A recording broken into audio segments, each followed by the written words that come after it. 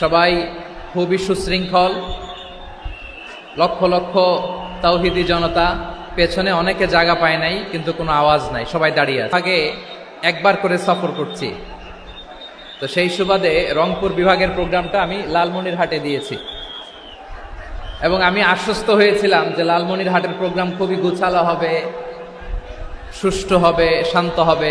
সেটার নমুনা আলামত আমি দেখতে পাচ্ছি আলহামদুলিল্লাহ। এলইডি স্ক্রিন আছে, আপনারা স্ক্রিনে দেখতে পাচ্ছেন আলহামদুলিল্লাহ। আমি সবাইকে দেখতে পাচ্ছি, মাশাআল্লাহ মাশাআল্লাহ। শান্ত হয়ে আপনারা বসুন, অল্প কিছু সময় কথা বলার সুযোগ আমি পাবো। যেহেতু আমি হেলিকপ্টারে করে এসেছি, হেলিকপ্টারগুলোর আবার একটা পলিসি আছে, সানসেটের আগে, সূর্য ডোবার আগে তাদেরকে এয়ারপোর্টে আবার ল্যান্ড করতে হয়। তো এখানে 3:30টার মধ্যে আমাকে উঠে যেতে হবে। আমি যদি বারবার আপনাদেরকে থামাতে থাকি, শান্ত হতে বলি এবং এগুলোতেই যদি আমরা সময় নষ্ট করে ফেলি, তাহলে এই যে বিশাল মহাসমাবেশ, বিশাল আয়োজন, যেখানে 2-4টা আমি বার্তা দিতে চাই, এগুলো ব্যাহত হবে। লালমনিরহাটের ছেলেরা খুব ভদ্র, শান্তশিষ্ট। আসার পর থেকে আমাকে রিসিভ করা থেকে শুরু করে স্টেজে আনা থেকে শুরু করে, এবং আলহামদুলিল্লাহ তরুণ জেনজি শ্রোতাদেরকে আমি দেখতে পাচ্ছি, তারা খুবই কোঅপারেটিভ, সহযোগিতা করার, কোঅপারেট করার, অ্যাসিস্ট করার মানসিকতা আমার ভাইদের আছে আলহামদুলিল্লাহ আলহামদুলিল্লাহ। আমি চাইবো আমরা একটু নীরব নিস্তব্ধ পরিবেশ তৈরি করার একটু চেষ্টা করব। প্রচণ্ড রোদ, আপনাদের যেমন কষ্ট হচ্ছে আমারও কষ্ট হচ্ছে। ওনারা বলেছিল স্টেজকে সরাবে, উপরে পর্দা দিবে। আমি বললাম দরকার নাই, যেই পরিস্থিতিতে আছি আমরা বসি, শান্ত হইতে হবে। এখানে আমি শান্ত হইতে বলবো, ভলান্টিয়ার্সরা মাইক নিয়ে শান্ত হইতে বলবে, আমাদের সম্মানিত উপস্থাপক উনি শান্ত হইতে বলবে। এগুলোর অপেক্ষায় না থেকে নিজ দায়িত্বে আমরা সবাই শান্ত থাকি, যাতে লালমনিরহাটের এই প্রোগ্রাম একটা ইতিহাস হয়ে থাকে বাংলাদেশে, ঠিক কিনা বলেন? যখন আমি সময় দিব, শাউট করতে বলবো, নয়েজ করতে বলবো, তখন নয়েজ করতে হবে আওয়াজ করে। আর যখন কথা বলবো তখন একেবারে চুপ থাকতে হবে, একেবারে চুপ। মাশাআল্লাহ, হ্যাঁ ঠিক আছে, একেবারে চুপচাপ থাকতে হবে। ধুলা উড়ানো যাবে না, সামনে আগানো যাবে না। নিজের সুবিধা নিরাপত্তা বুঝতে হবে। এটা কোনো রাজনৈতিক সমাবেশ না, এখানে লাফালাফি, চিৎকার চেঁচামেচি, হাত দেখানোর দরকার নাই। হাত দেখানোর পর্ব শেষ। এখানেও ঠান্ডা হয়ে গেছে, মাশাআল্লাহ, হ্যাঁ মাশাআল্লাহ। আমাদের ভলান্টিয়ার্স ভাইরা, আমাদের স্বেচ্ছাসেবক ভাইরা, আইন শৃঙ্খলা রক্ষাকারী ভাইরা অনেক চেষ্টা করতেছে, মাশাআল্লাহ, very good. I am very happy to C this scenario, মাশাআল্লাহ, আলহামদুলিল্লাহ। আমি একটু দেখতে চাই যে রংপুর বিভাগের কে কোন জেলা থেকে আপনারা এসছেন। কুড়িগ্রাম থেকে কারা এসছেন দেখি, কুড়িগ্রাম, মাশাআল্লাহ মাশাআল্লাহ। আচ্ছা, গাইবান্ধা জেলার কে আসছেন? গাইবান্ধা, হ্যাঁ মাশাআল্লাহ। ঠাকুরগাঁও অনেকে আসছেন। দিনাজপুর জেলা থেকে, মাশাআল্লাহ। নীলফামারী, ঠিক আছে, ফি আমানিল্লাহ। পঞ্চগড় অনেক আসছে। রংপুর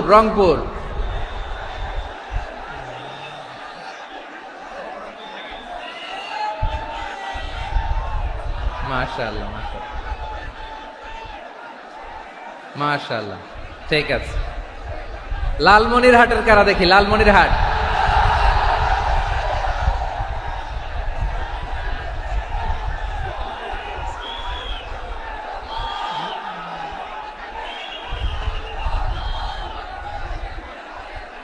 মাশাআল্লাহ মাশাআল্লাহ মাশাআল্লাহ।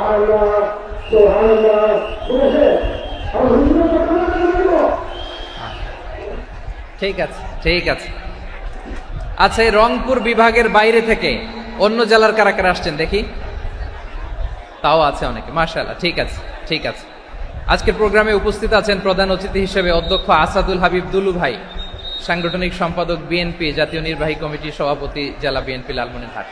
বিশেষ অতিথি হিসেবে আমাদের অনেক ভাইরা এসছেন, সবাইকে শুকরিয়া জানাই। সভাপতিত্ব করছেন জনাব আব্দুল হাকিম। আইন শৃঙ্খলা বাহিনী, প্রশাসন, ভলান্টিয়ার্স, শুনেছি আমি প্রায় 5,000 ভলান্টিয়ার্স আপনারা নিয়োগ দিয়েছেন। আলহামদুলিল্লাহ, আলহামদুলিল্লাহ। অনেক গোছালো প্রোগ্রাম। আমার প্রাণ ঢালা ভালোবাসা জানবেন, আমার হৃদয়ের গহীন থেকে ভালোবাসা নিবেন, শুভেচ্ছা জানবেন সবাই। ঠিক আছে, ঠিক আছে।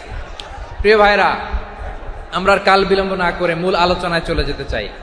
আজকে যে টপিকের উপর আমি কথা বলবো, টপিকটা হচ্ছে peaceful coexistence and communal harmony, শান্তিপূর্ণ সহাবস্থান এবং সাম্প্রদায়িক সম্প্রীতি। আমাদের বাংলাদেশে সাম্প্রদায়িক সম্প্রীতি আছে না নাই? আবহমান কাল থেকে আমরা মুসলিম, হিন্দু, বৌদ্ধ, খ্রিস্টান, পাহাড়ি, নৃগোষ্ঠী মিলেমিশে একাকার, আমরা সবাই মিলে বাংলাদেশ। আওয়াজ করে বলেন ঠিক কিনা? আমাদের পারস্পরিক সম্প্রীতি, ভালোবাসা, সৌহার্দ্যপূর্ণ আচরণ, বোঝাপড়া, এটা বেশ মজবুত, বেশ মজবুত। তবে মাঝে মাঝে আমাদের এই সম্প্রীতির ভেতরে অনেকে ফাটল ধরাতে চায়। আমরা যে সুখে আছি, শান্তিতে আছি, এটা অনেকের ভালো লাগে না, ঠিক কিনা বলেন? আমাদের মধ্যে সাম্প্রদায়িক সম্প্রীতি, সৌহার্দ্যপূর্ণ আচরণ, ভালোবাসা, এটা আবহমান কাল ধরে আছে। তার প্রমাণ, আমরা তাফসিরুল মাহফিলের আয়োজন করলে আমাদের হিন্দু ভাইরা ডিস্টার্ব করে না, ঠিক কিনা? এবং আমি যদি বলি হাত তোলেন, হিন্দু ধর্মের কারা কারা এসেছেন, কত শত কত হাজার যে হাত উঠবে, আপনি অবাক হয়ে যাবেন। আমি চাচ্ছি না হাত উঠাতে। খুলনাতে সর্বশেষ যে আমি প্রোগ্রাম করে গেলাম, সেখানে কয়েকশো হিন্দু ভাই আসছে আমাদের আলোচনা শুনতে, আলহামদুলিল্লাহ। অনেক বৌদ্ধরা আসে, অনেক খ্রিস্টানরা আসে। এবার সফরেও অনেক হিন্দু ভাইরা আমার সাথে দেখা করেছে। তারা বলেছে, হুজুর আমরা আপনার আলোচনা শুনি। আলহামদুলিল্লাহ বলেন। So it's our responsibility to present our religion to our non-Muslim brothers and sisters. আমাদের অমুসলিম ভাই বোনদের কাছে ইসলামের সৌন্দর্য তুলে ধরা, এটা আমাদের দায়িত্ব। We all are the ambassador of Islam. আমরা প্রত্যেকে দায়িত্বশীল, আমরা প্রত্যেকে এক একজন ইসলামের অ্যাম্বাসেডর। আলহামদুলিল্লাহ বলেন। এজন্য এমন ভাবে দ্য বিউটি অফ ইসলাম, ইসলামের সৌন্দর্য আমাদেরকে ফুটিয়ে তুলতে হবে, যাতে করে নন মুসলিমরা শাহাদা পড়ে, কালিমা পড়ে মুসলমান হয়ে যায়। অনেক নন মুসলিম ভাই বোন আমাদের হাতে শাহাদা পড়ে, কালিমা পড়ে মুসলমান হয়েছে, অনেক। সো আমরা যেন ইসলামের বিউটিটাকে তুলে ধরতে পারি, এবং এই যে সম্প্রীতি, এটাকে যেন আমরা অটুট রাখতে পারি। আদতে আদতে বাংলাদেশের ইতিহাস বলে আমাদের দেশে কোনো দাঙ্গা নাই, আছে? লালমনিরহাটের ভাইরা আওয়াজ করে বলেন, আমাদের দেশে হিন্দু মুসলিম দাঙ্গা আছে? আমরা ভাই ভাই, আওয়াজ করে বলুন তো, আমরা কি ভাই ভাই? কিন্তু কিছু দুষ্ট লোক আছে, তারা আমাদের সম্পর্কের মধ্যে ফাটল ধরাতে চায়, ঠিক কিনা বলেন? মাঝে মাঝে ঝগড়া লাগাতে চায়। দেখবেন পত্রপত্রিকায় দেখা যায় বিভিন্ন ধর্মীয় উপাসনালয়গুলোতে হামলা চালানো হয়। এগুলো রাজনৈতিক উদ্দেশ্য প্রণোদিত, এগুলোর সাথে ইসলামের কোনো সম্পর্ক নাই। এজন্য এই দুর্বৃত্তদের ব্যাপারে আমাদের সাবধান থাকতে হবে। আমরা সবসময় যেমনি ঐক্যবদ্ধ, ইউনাইটেড, আমরা যদি এরকম ইউনাইটেড থাকি, এই সমস্ত দুর্বৃত্তদের কালো হাত ভেঙে দিতে আমাদের 1 ঘন্টাও লাগবে না। চিল্লায় বলো ঠিক কিনা? আমরা সংঘবদ্ধ থাকবো। এই যে আমাদের পিসফুল কোএক্সিস্টেন্স, শান্তিপূর্ণ সহাবস্থান। হিন্দুরা পূজা করে, যেদিন হিন্দুদের পূজা অনুষ্ঠান, আমরা ওই দিন তাফসির মাহফিল করি না, ঠিক কিনা বলেন? যেদিন আমাদের তাফসিরুল কোরআনের প্রোগ্রাম, ওই দিন আমাদের হিন্দু ভাইরা ডিস্টার্ব করে না। সুবহানাল্লাহ। হিন্দুদের পূজা অনুষ্ঠানে মাদ্রাসার ছাত্র যে পাহারা দেয়, গোটা বিশ্বে এরকম দৃষ্টান্ত, নজির বিরল, ঠিক কিনা বলেন? আইন শৃঙ্খলা বাহিনীর পাশাপাশি মাদ্রাসার ছাত্ররা যে সেখানে পাহারা দেয়, গোটা পৃথিবীতে এই দৃষ্টান্ত আপনি পাবেন না। মাদ্রাসার ছাত্ররা, তারা তো কোরআনের ধারক, তারা হাদিসের ধারক, তারা কেন মন্দির পাহারা দিবে? এই সম্প্রীতিকে ধরে রাখার জন্য, এই সৌহার্দ্যকে ধরে রাখার জন্য, আমাদের পারস্পরিক ভালোবাসাকে অটুট রাখার জন্য। আওয়াজ করে বলতে হবে ঠিক কিনা? এখন বলেন, আমাদের এই ভালোবাসা অটুট থাক, আমরা চাই কি চাই না? আমরা হিন্দু মুসলিম মিলেমিশে শান্তিপূর্ণ সহাবস্থান, সাম্প্রদায়িক সম্প্রীতি। লালমনিরহাটের ভাইয়ের আওয়াজ করে বলুন, এই সাম্প্রদায়িক সম্প্রীতি আমরা চাই কি চাই না? আল্লাহ এই দেশকে তুমি বরকতময় করো, বাংলাদেশকে তুমি শান্তিময় করো। আওয়াজ করে সবাই বলেন আমিন। এই জায়গাটাতে সামান্য একটু আওয়াজ হচ্ছিল, এটাও থেমে গেছে। আলহামদুলিল্লাহ, আলহামদুলিল্লাহ। এখন একেবারে everything is in my control. মাশাআল্লাহ। ঠিক আছে, আমি মূল আলোচনায় যাই। প্রিয় ভাইরা, আমি বলেছিলাম আমার আলোচনার বিষয় হচ্ছে শান্তিপূর্ণ সহাবস্থান, সাম্প্রদায়িক সম্প্রীতি। আমরা দেখব ইসলাম আমাদেরকে কি কি দিক নির্দেশনা দেয়। শান্ত হইতে হবে। খরগোশের কানের মতো কান দুটো আমার দিকে করে রাখেন। আমি এখনো উঠে যাব, হাত নাড়ায় লাভ নাই, আমি উঠে যাব। তাকায় থাকো আর কান খাড়া, আওয়াজ হবে না। হ্যাঁ, মাশাআল্লাহ, মাশাআল্লাহ, ঠিক আছে। আমরা দেখব যে রাসূল সাল্লাল্লাহু আলাইহি ওয়াসাল্লাম এই পিসফুল কোএক্সিস্টেন্সের জন্য আমাদের কি শিখিয়েছেন, কি কি গাইডলাইন দিয়েছেন। আমরা 1, 2, 3, 4 করে এগুলো আপনাদের সাথে শেয়ার করব। আমি আপনাদের খেদমতে সূরাতুল আনআমের 108 নম্বর আয়াত তেলাওয়াত করেছি। এখানে আল্লাহ রাব্বুল ইজ্জা ওয়াল জালাল তিনি ইরশাদ করছেন, ওয়ালা তাসুব্বুল্লাযীনা ইয়াদউনা মিন দুনিল্লাহি ফায়াসুব্বুল্লাহা আদওয়াম বিগাইরি ইলম কাযালিকা যায়্যান্না লিকুল্লি উম্মাতিন আমালাহুম সুম্মা ইলা রাব্বিহিম মারজিউহুম ফায়ুনাব্বিউহুম বিমা কানু ইয়ামালুন। রব্বুল আলামিন বলেন, গোলাম ও আমার ইমানদার বান্দারা শোনো শোনো, ও আমার বিশ্বাসী বান্দারা শোনো শোনো, লা তাসুব্বুল্লাযীনা ইয়াদউনা মিন দুনিল্লাহ ফায়াসুব্বুল্লাহা আদওয়াম বিগাইরি ইলম। ও আমার বিশ্বাসী বান্দারা, যারা আল্লাহকে ব্যতি রেখে, আল্লাহকে বাদ দিয়ে অন্য উপাস্যকে ডাকে, দেবীর পূজা করে, দেবতাদের পূজা করে, তোমরা খবরদার তাদের গালি দিও না। আওয়াজ করে বলেন, কি দিও না? আল্লাহ বলেন, ও বিশ্বাসীরা শোনো, যারা আল্লাহকে বেছে রেখে দেব দেবীর পূজা করে, অন্য উপাস্যের পূজা করে, তাদেরকে ডাকে, ওই দেবতাদেরকে তোমরা গালি দিও না। যদি ওই দেবতাদেরকে গালি দাও তাহলে ভুলবশত, শত্রুতাবশত তারা তোমাদের রব আল্লাহকে গালি দেবে, ঠিক কিনা? তোমরা যদি তাদের দেবতাদের গালি দাও, ওরা রেগে তোমার আল্লাহরে গালি দিবে, তাহলে আল্লাহরে গালি খাওয়ানোর কারণ হয়ে গেলাম আমি, ঠিক কিনা বলেন?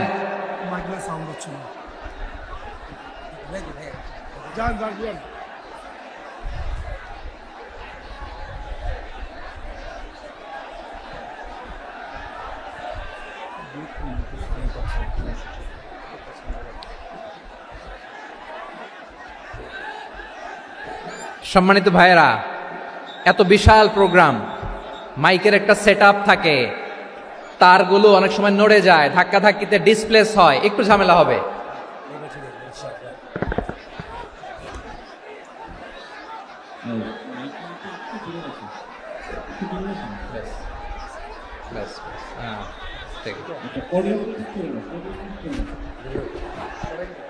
ঠিক আছে, একটু একটু সমস্যা হবে মাঝে মাঝে। আপনারা শান্ত থাকলে, শান্ত থাকতে হবে। এইভাবে সাউন্ড নাই, এই নাই, এই বলতে বলতে আমার সময়ও নাই, উঠে যেতে হবে। এগুলো বোকামি। এই বিভাগীয় প্রোগ্রামগুলোতে যাই, চিৎকার চেঁচামেচি করে তোমরা আসো, সময় শেষ, আমাকে উঠে যেতে হয়। আমরা তো বঞ্চিত হলাম। গুরুত্বপূর্ণ অনেক কথা শোনাবো তোমাদের, অনেক।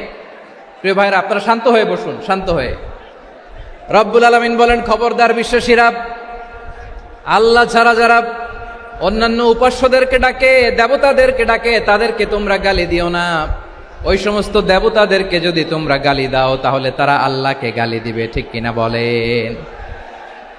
আমরা দেবতাদের গালি দিলে ওরা আল্লাহকে গালি দিবে। রব্বুল আলামিন বলেন, খবরদার দেবতাদেরকে গালি দিও না, তাহলে ওরা তোমার রব আল্লাহরে গালি দেবে। প্রতিটি জাতির জন্য তাদের কাজকে আমি আল্লাহ সুশোভিত করে রেখেছি, তারা সবাই একদিন আমার কাছেই ফিরে আসবে। এরপর আমি রব্বুল আলামিন তাদের আমলনামা তাদেরকে জানিয়ে দেব। সুবহানাল্লাহ পড়ে। প্রিয় ভাইরা, আল্লাহ তাআলা বলেছেন, খবরদার গালি দিও না। আদেশটা কার? আওয়াজ করে বলেন তো। হিন্দুদের দেবতা দেবদেবীদেরকে গালি দেওয়া যাবে না। আওয়াজ করে বলুন প্রিয় ভাইরা, এই আদেশটা কার? এই আপনাদের গলার আওয়াজ। অন্য ধর্মের দেবতাদেরকে যে গালি দেওয়া যাবে না, এই আদেশটা কার? আরো জোরে বলুন, কার? গালি দিবেন কোন দেবতাকে? দিবেন? যদি দেন তাহলে ওরা আল্লাহরে গালি দিবে, তাহলে আল্লাহরে গালি খাওয়াইলো কে? আপনি, ঠিক কিনা বলেন? আমি আল্লাহকে গালি খাওয়ানোর কারণ হলাম, কারণ আমি যদি গালি না দিতাম ওরা আমার রবকে গালি দিত না। আওয়াজ করে বলেন ঠিক কিনা? তাহলে প্রিয় ভাইয়েরা, ইসলাম আমাদেরকে শিখায়, সূরাতুল আনআমের 108 নম্বর আয়াত থেকে আমরা বুঝলাম কোন ধর্মকে ছোট করা যাবে না। অন্য ধর্মকে ছোট করা মানে ইসলামকে ছোট করা। অন্য ধর্মের দেবতাকে গালি দেওয়া মানে আল্লাহকে গালি খাওয়ানো। আওয়াজ করে বলেন ঠিক কিনা? খবরদার, এটা করা যাবে না। আর অন্য ধর্মের দেবতাকে যদি আপনি গালি দেন, ওরা ইসলাম থেকে দূরে সরে যাবে। যাও ইসলামের প্রতি আকৃষ্ট হয়েছিল আর কোনোদিন ইসলামের ধারে কাছে আসবে না। আওয়াজ করে বলেন ঠিক কিনা? এজন্য কখনো কোনোদিন অন্য ধর্মের দেবতাদেরকে গালি দেয়া যাবে না। অন্য ধর্মের কোন দেবতাদেরকে আমরা গালি দিব না, গালি দিব না, বরং ইসলামের beauty, the beauty of Islam, ইসলামের সৌন্দর্যকে আমরা তুলে ধরব। আমরা যদি বিশ্বনবী সাল্লাল্লাহু আলাইহি ওয়াসাল্লামের জীবনের দিকে তাকাই, তাহলে আমি দেখব বিষ্ণু ইসলাম মক্কাতে কিংবা মদিনাতে অন্য ধর্মের লোকদের সাথে খুব পিসফুলি লাইফ লিড করেছেন। হোক মুশরিক, হোক খ্রিস্টান, হোক ইহুদি, বিশ্বনবী সবার সাথে মিলেমিশে ছিলেন। আলহামদুলিল্লাহ বলেন। ইসলাম হচ্ছে পিসফুল রিলিজিয়ান। অন্য ধর্মের প্রতি সহনশীলতার সবক ইসলাম আমাদেরকে দেয়। কিন্তু প্রতিটি মুসলিমের এটা মনে রাখতে হবে, আল্লাহর কাছে পছন্দনীয় গ্রহণযোগ্য ধর্ম, জীবনাদর্শ একটি, সেটা হচ্ছে ইসলাম। আওয়াজ করে বলেন সেটা কি? লালমনিরহাটের ভাইয়েরা আওয়াজ করে বলুন, আল্লাহর কাছে মনোনীত ধর্ম একটি, সেটা কি? এজন্য রব্বুল আলামিন বলেন, ইন্নাদ-দীনা ইনদাল্লাহিল ইসলাম, আল্লাহর কাছে মনোনীত গ্রহণযোগ্য অ্যাকসেপ্টেড ধর্ম মতাদর্শ একটা, সেটা হলো ইসলাম। ইসলাম ছাড়া অন্য কোন ধর্ম যদি কেউ তালাশ করে, তার ওই ধর্ম আল্লাহ গ্রহণ করবে না। ওমাইয়াবতাগি গায়রাল ইসলামি দীনান ফালাই ইউকবালা মিন ওয়া হুয়া ফিল আখিরাতি মিনাল খাসিরিন।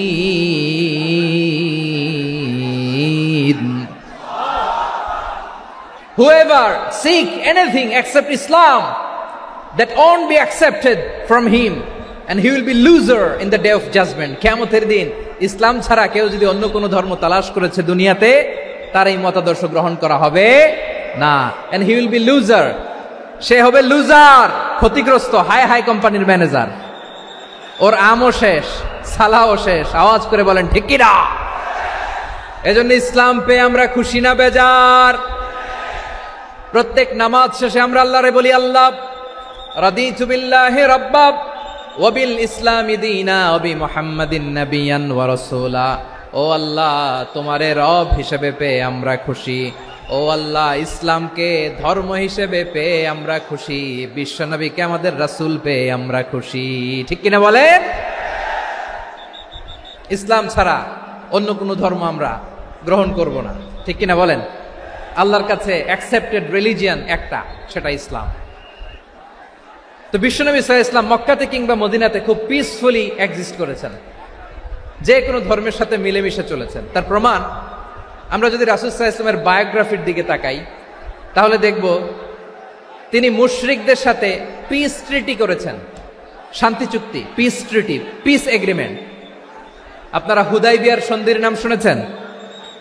আমার লালমনিরহাটের কলিজার টুকরা ভাইয়েরা, হুদাইবিয়ার সন্ধির নাম আপনারা শোনেন নাই? 6ষ্ঠ হিজরিতে বিষ্ণু ইসলাম মুশরিকদের সাথে এই ট্রিটি করেছেন, চুক্তি। কাদের সাথে? মুশরিকদের সাথে। আমরা তো মুসলমান বসতে পারি না, আমরা দুই মুসলিম ভাই একসাথে বসে চা খেতে পারি না, গল্প করতে পারি না। বিষ্ণু ইসলাম মুশরিকদের সাথে ট্রিটি করেছেন, হুদাইবিয়ার সন্ধি। এই সন্ধির আগে মক্কা থেকে কেউ মদিনায় যেতে পারে না, মদিনা থেকে কেউ মক্কায় যেতে পারে না। কিন্তু এই সন্ধির পরে ট্রাফিক স্বাভাবিক হয়ে গেল। মক্কার লোকেরা মদিনায় আসতে পারে, মদিনার লোকেরা মক্কায় আসতে পারে। এটাকে বলে সুলহে হুদাইবিয়া।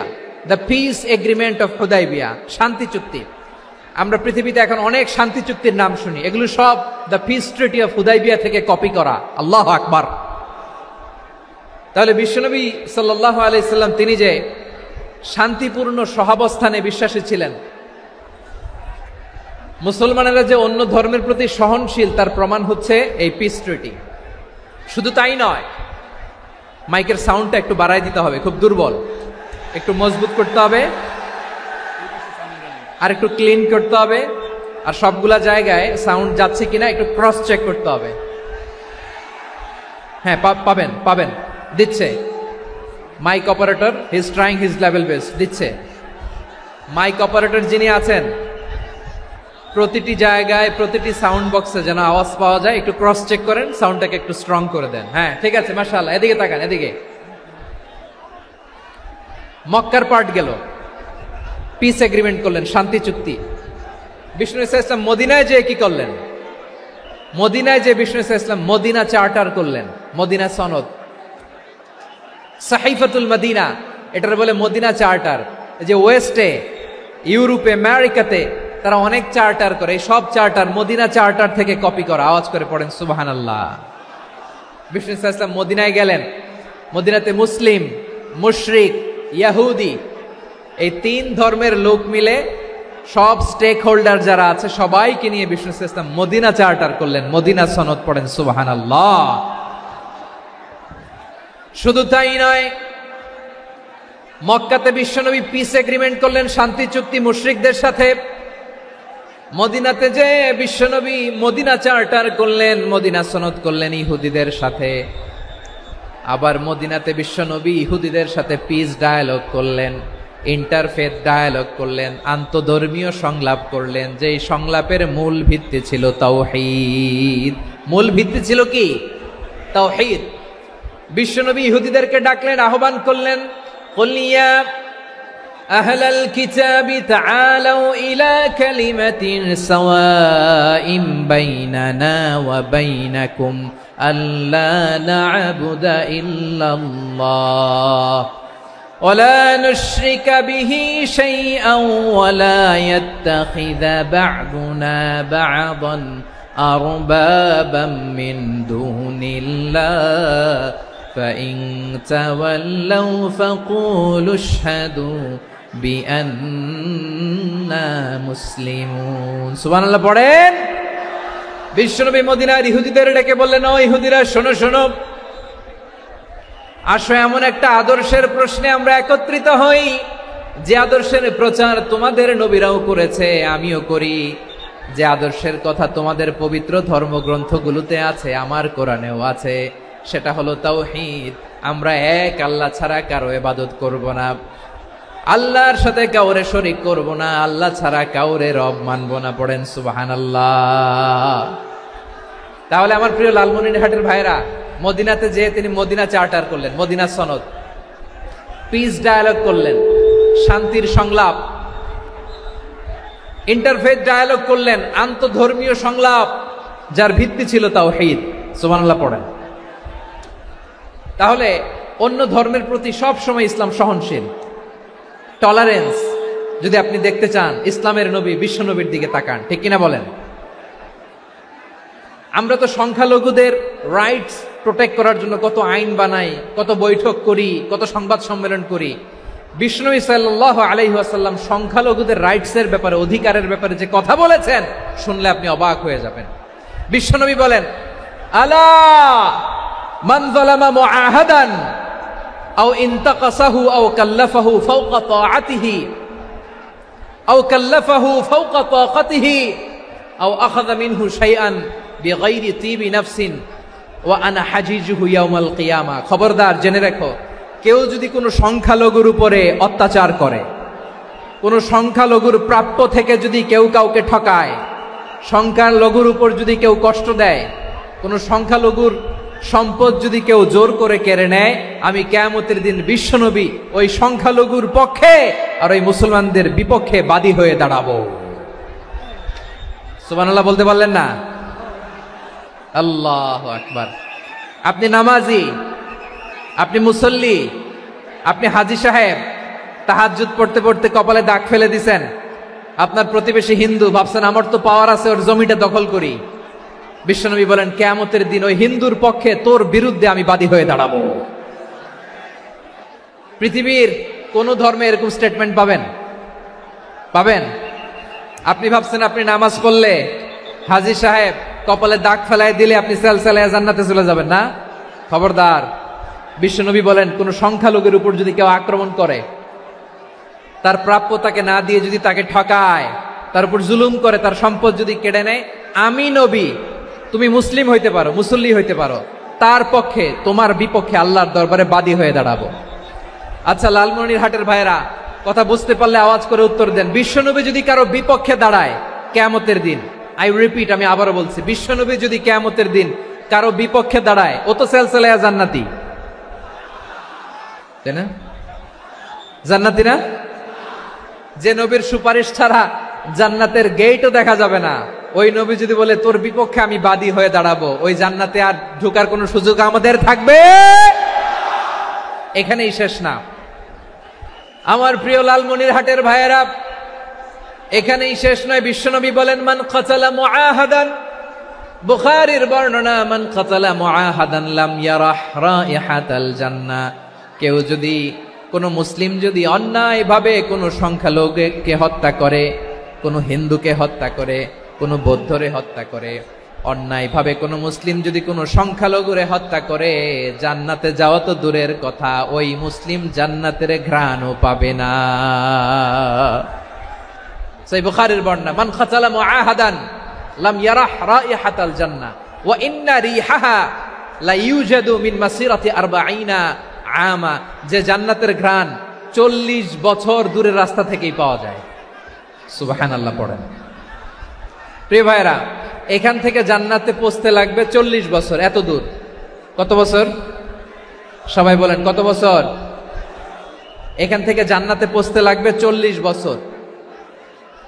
এত দূরে থাকতেই জান্নাতের ঘ্রাণ আপনার নাকে এসে ধাক্কা মারবে। বিশ্বনবী বলেন যে ব্যক্তি কোন সংখ্যালঘুকে হত্যা করে, জান্নাতের ঘ্রাণ তো পাবেই, জান্নাতে তো ঢুকতে পারবেই না, জান্নাতের ঘ্রাণও তার নাকে লাগবে না। পড়েন নাউযুবিল্লাহ। তাহলে সংখ্যালঘুদের ব্যাপারে ইসলামে অধিকার দেয়া আছে না নাই? লালমনিরহাটের ভাইয়ের আওয়াজ করে বলেন আমার সংখ্যালঘু হিন্দু ভাইদের রাইটস, অধিকার আমাদের ইসলামে প্রোটেক্টেড আছে না নাই? এখানেই শেষ না। বিষ্ণু ইসলাম আপনার অমুসলিম প্রতিবেশীর সাথে ভালো আচরণ করতে বলেছে। আমাদের হয় না এটা মুসলিম পাড়া, ওটা বৌদ্ধ পাড়া, হয় না? অনেক সময় হয় না এটা আমাদের মুসলিম পাড়া, ওইটা হিন্দু পাড়া, এরকম আছে না নাই? লালমনিরহাটে নাই না? আছে? হিন্দু যদি আপনার প্রতিবেশী হয় কি করবেন? ওরে কষ্ট দিবেন নাকি? কেন? ও তো হিন্দু, ও তো আমার আল্লাহরে ডাকে না, ওরে কষ্ট দিলে জায়েজ হবে না? খবরদার। বিষ্ণু ইসলাম বলেন মান কানা ইউমিনু বিল্লাহ ওয়াল ইয়াউমিল আখির ফালিউকরিম জারাহ। যে আল্লাহ বিশ্বাস করে আর আখিরাতে বিশ্বাস করে, সেজন্য প্রতিবেশীর সাথে ভালো আচরণ করে। সুবহানাল্লাহ। কলিজা জুড়ায় যায় না আমার নবীর কথাগুলো শুনলে? যে আল্লাহ বিশ্বাস করে, যে আখিরাতে বিশ্বাস করে, সেজন্য প্রতিবেশীর সাথে ভালো আচরণ করে। এখানে বলছে মুসলিম প্রতিবেশী, বলছে নামাজি প্রতিবেশী, বলছে আল্লাহওয়ালা প্রতিবেশী, বলছে না। প্রতিবেশী আস্তিক হোক নাস্তিক হোক, প্রতিবেশী মুমিন হোক মুশরিক হোক, প্রতিবেশী হইলেই তার সাথে ভালো আচরণের দরকার আছে না নাই?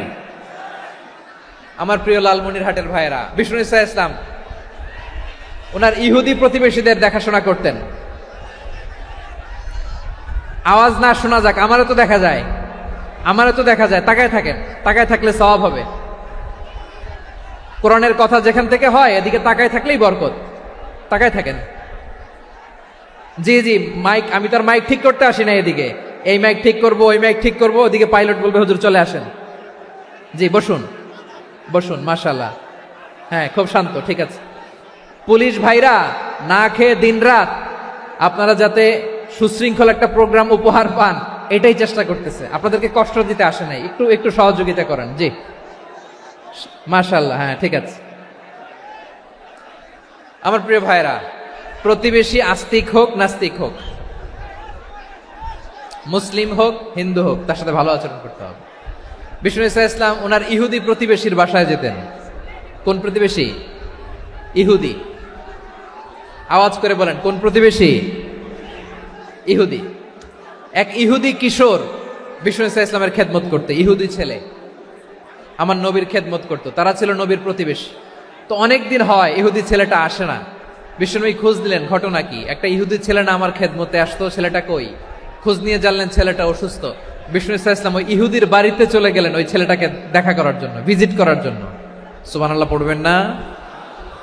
গেলেন, যে দেখে ইহুদি ছেলেটা মুমূর্ষ, যান যান যায় যায় ভাব, বিছানায় পড়ে আছে, তার বাবা দাঁড়ানো। বিশ্বনবী তার মাথার পাশে বসলেন, মাথায় হাত বুলিয়ে দিলেন, আর ছেলেটাকে বললেন, আসলিম, হে ইহুদি ছেলে, আসলিম, ইসলাম ধর্ম গ্রহণ করো। তো ছোট্ট ছেলে ভাবে আমরা ইহুদি, এখন ইসলাম ধর্ম গ্রহণ করলে আব্বা যদি বকা দেয়, ফানাযারা ইলা ওয়াজহি আবি, ছেলেটা তার বাবার চেহারার দিকে তাকালো, দেখি আব্বা কি কয়। আব্বা যদি বলে তাইলে ইসলাম ধর্ম গ্রহণ করবো। ইহুদি ছেলেটা তার বাবার দিকে যখন তাকালো, ওর বাবা বলে, আতি আবুল কাসিম, আবুল কাসিম যা বলে তাই করো। আবুল কাসিম হচ্ছে বিষ্ণু ইসা ইসলামের একটা কুনিয়াত, উপনাম। আমার রাসূলের বড় ছেলের নাম ছিল কাসেম। যেমন দেখবেন আমাদের এলাকায় কারো ছেলের বড় ছেলের নাম যদি হয় আব্দুল্লাহ, এরা আব্দুল্লাহর বাপ বলে ডাকে। কারো বড় মেয়ের নাম যদি হয় ফাতেমা, এরা কি ডাকে? ফাতেমার বাপ বলে না? তো বিষ্ণু ইসা ইসলামের বড় ছেলের নাম ছিল কাসেম। ইহুদি বাবা বলল, আতি আবুল কাসেম, আবুল কাসেম যা বলে তাই শোনো, মানে মোহাম্মদ যা বলে তাই শোনো। এই কথা শুনে ছেলে সাহস পাইছে, ছেলে আবার পড়তে আরম্ভ করলো, আশহাদু আল্লাহ ইলাহা ইল্লাল্লাহ ও আশহাদু আন্না মুহাম্মাদার রাসূলুল্লাহ, পড়েন আল্লাহু আকবার। বিশ্বনবীর আহ্বান শুনে ওই আহ্বানে সাড়া দিয়ে ইহুদি ছেলে শাহাদা পড়ে মুসলমান হয়ে গেল। তার হৃদয়টারে ইমানের নূর দিয়ে আলোকিত করে দিল কে? প্রিয় ভাইরা, এবার রাসূল সাল্লাল্লাহু আলাইহি ওয়াসাল্লাম বের হয়ে আসলেন ঘর থেকে, আর বললেন, আলহামদুলিল্লাহিল্লাযী আনকাযাহু মিনান নার, প্রশংসা সে আল্লাহর যে আল্লাহ জাহান্নামে চলে যাচ্ছিল প্রায় এমন একটা লোককে মুহূর্তের মধ্যে কালেমায়ে শাহাদাতের বদৌলতে জান্নাতি বানায় দিলেন। আওয়াজ করে পড়েন সুবহানাল্লাহ। এই হাদিস থেকে আমরা কি শিখলাম? What is the moral of the story?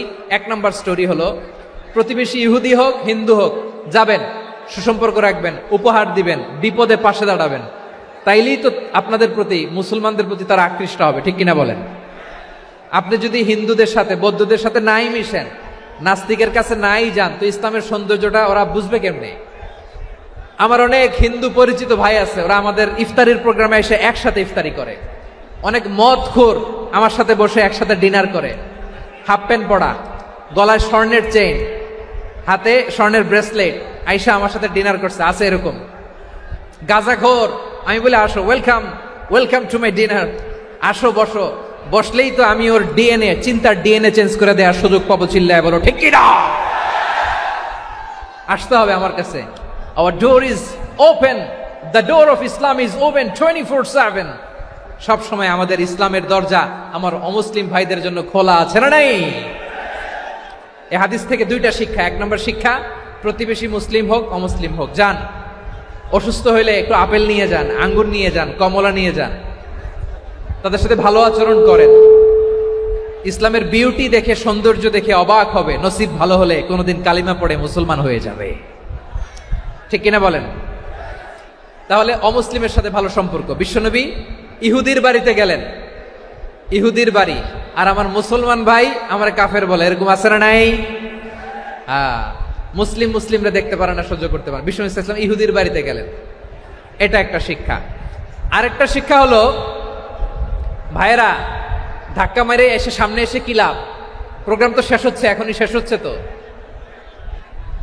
এই যে আমাদের বকশি ভাই ওয়াদা নিল, হাত তোলালো, মিম বলে এত কথা বললো, তো আমি জেলায় জেলায় যে খালি হাত নাড়াই তোমাদের জন্য নাকি?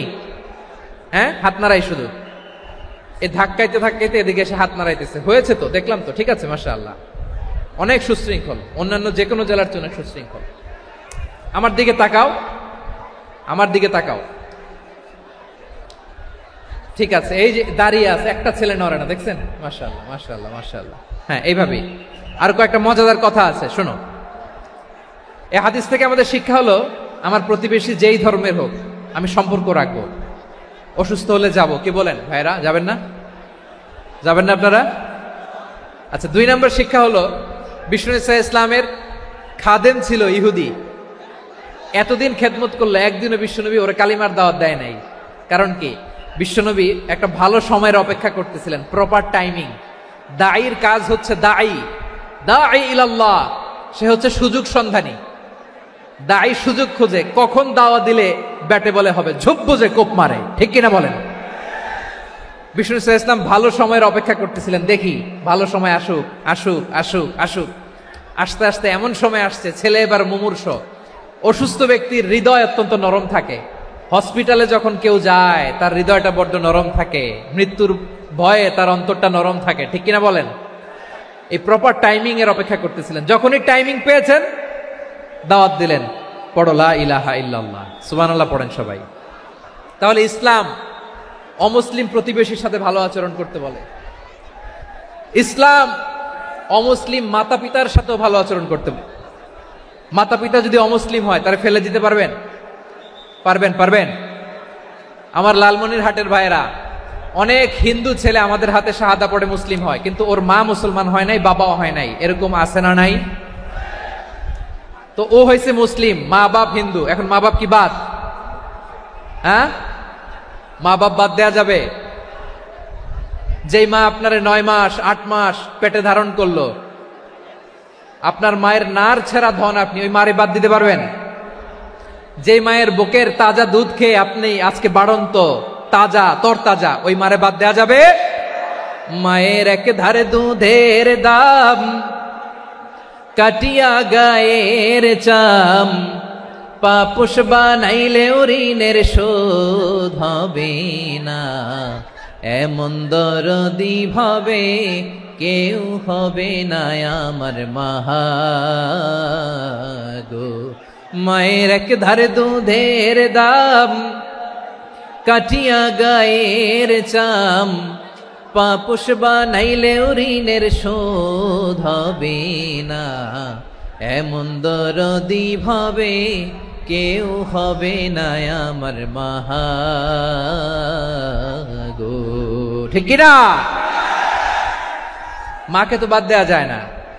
وَقَضَى رَبُّكَ أَلَّا تَعْبُدُوا إِلَّا إِيَّاهُ وَبِالْوَالِدَيْنِ إِحْسَانًا।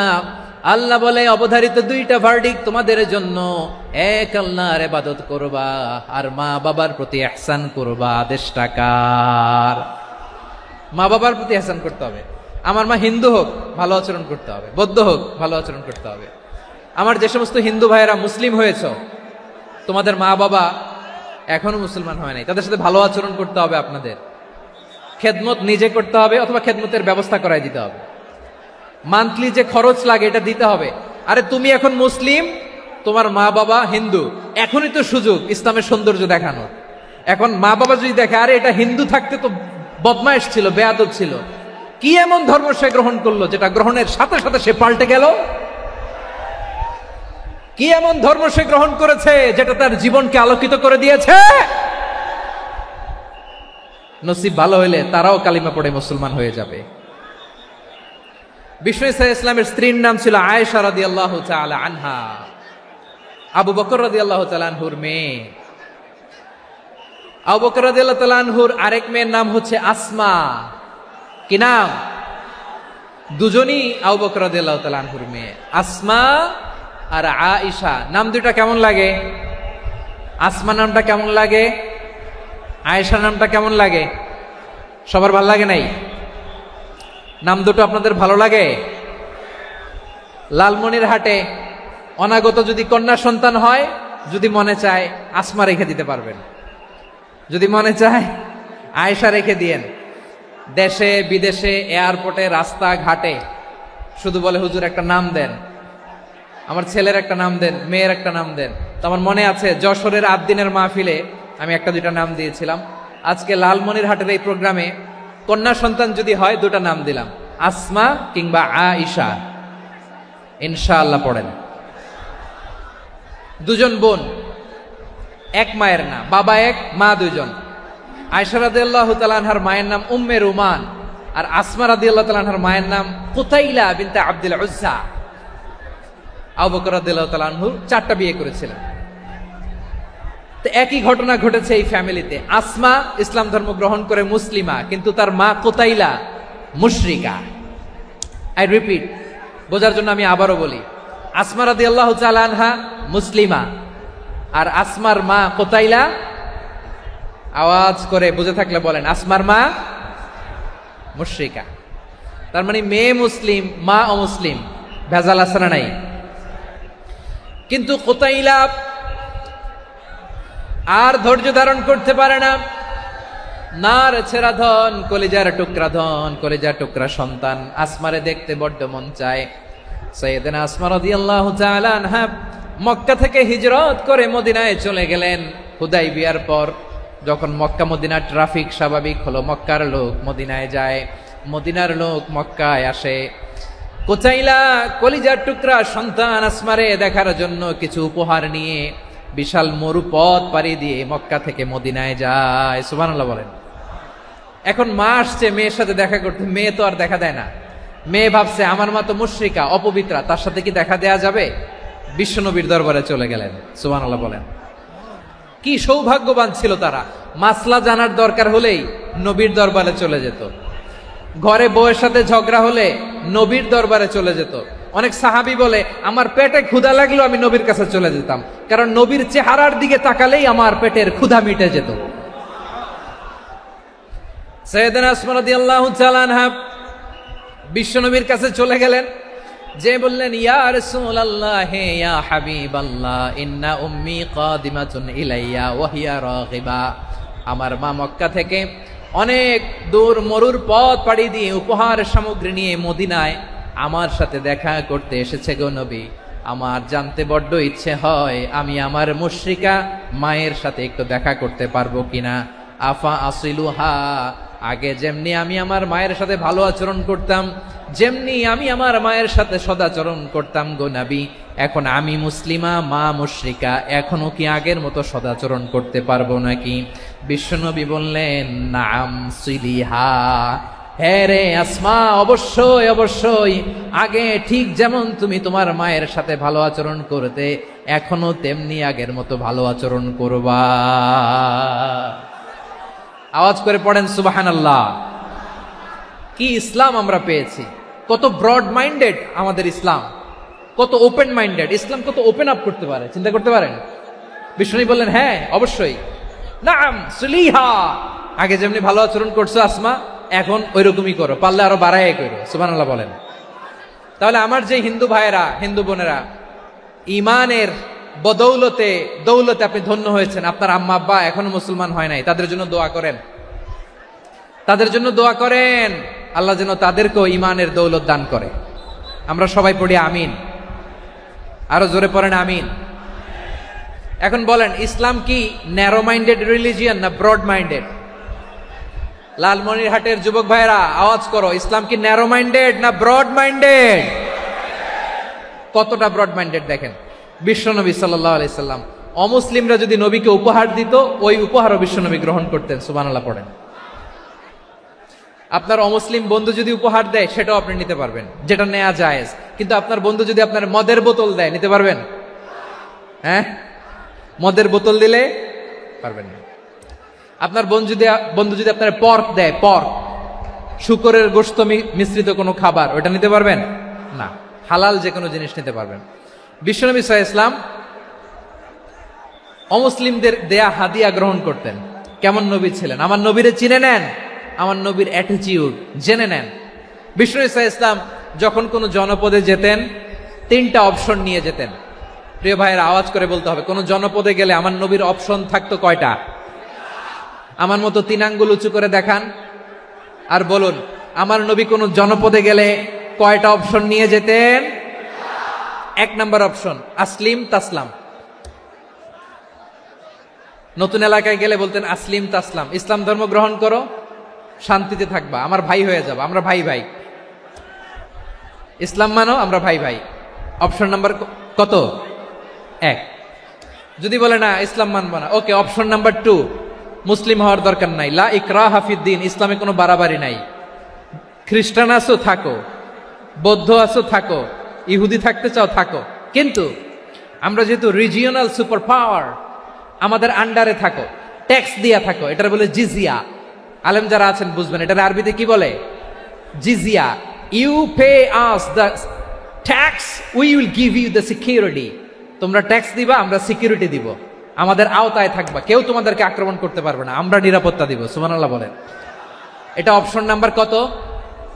আচ্ছা বুঝে থাকলে বলেন, 1 নাম্বার অপশন কি ছিল? ইসলাম। ইসলাম মানো শান্তিতে থাকবা, ভাই ভাই, আমরা ভাই ভাই। অপশন নাম্বার 2, ট্যাক্স দাও, আমরা নিরাপত্তা দিব, মুসলিম হওয়া লাগবে না। এখন 1 নাম্বারও মানে না, 2 নাম্বারও মানে না, মুসলিম হব না, ভালো, খ্রিস্টান থাকো, ট্যাক্স দাও, আমরা সিকিউরিটি দিব না, এটাও মানি না। বিষ্ণু বলেন তাহলে তলোয়ার আমাদের আর তোমাদের মাঝে ফায়সালা করবে,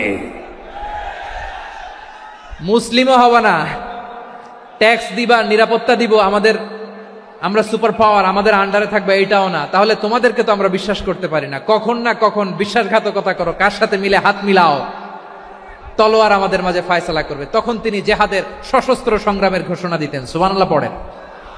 দেখেন পশ্চিমারা জেহাদকে এইভাবে চিত্রায়িত করে না, ওরা জেহাদ বলতে বুঝায় তলোয়ার, হাত কাটো, গলা কাটো না।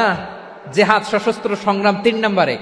অধিকাংশ ক্ষেত্রেই বিশ্বনবীর সুন্দর আচরণ দেখে, আরে আমার নবীর যে নুরানি চেহারা, অনেকে তো কেবল সিরেফ চেহারাটা দেখেই কালিমা পড়ে মুসলমান হয়ে গিয়েছে। যারা মুসলিম হয় নাই তারা তাদের ইসলামেই বলবৎ ছিল, ট্যাক্স দিয়ে ইসলামের আন্ডারে ছিল। যারা এটাও মানে নাই ওইটাও মানে নাই, তাদের বিরুদ্ধে জেহাদ। বিষ্ণু ইসলাম 7ম হিজরিতে যখন খায়বার বিজয়ের পরে ইসলাম রিজিওনাল সুপার পাওয়ার হিসেবে আত্মপ্রকাশ করলো, বিশ্বনবী চিঠি লিখলেন অন্যান্য সুপার পাওয়ারের কাছে, রাষ্ট্রীয় চিঠি লেখে এক রাষ্ট্রপ্রধান আরেক রাষ্ট্রপ্রধানের কাছে, ঠিক কিনা বলেন? জানেন না আপনারা? এই যে 24-এর ছাত্র নাগরিক অভ্যুত্থানে, এই অভ্যুত্থান যখন শুরু হয়, আমি তখন সাউথ আফ্রিকাতে, একটা স্ট্যাটাস দিয়েছিলাম, কোটা নয় গোটা দেশ সংস্কার করা লাগবে। শুধু বাংলাদেশ নয়, সারা বিশ্বের বাংলা ভাষাভাষী লোকেরা এই আন্দোলনের সাথে সমর্থন তারা করেছে, এটাকে সাপোর্ট করেছে, তারা সমর্থন দিয়েছে। আমাদের ইউনাইটেড আরব আমিরাতের বাংলাদেশি ভাইয়েরা তারা সেখানে রাস্তায় নেমে এসেছিল, জানেন?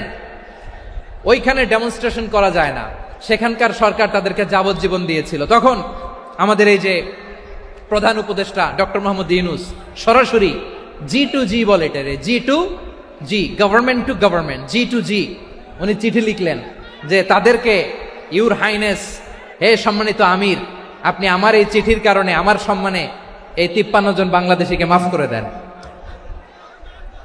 এই চিঠির বদৌলতে বেকসুর খালাস পেয়ে গিয়েছিল আমাদের ভাইরা, জানেন না এই ঘটনা আপনারা? তাহলে গভর্নমেন্ট টু গভর্নমেন্ট চিঠি দেওয়া হয়।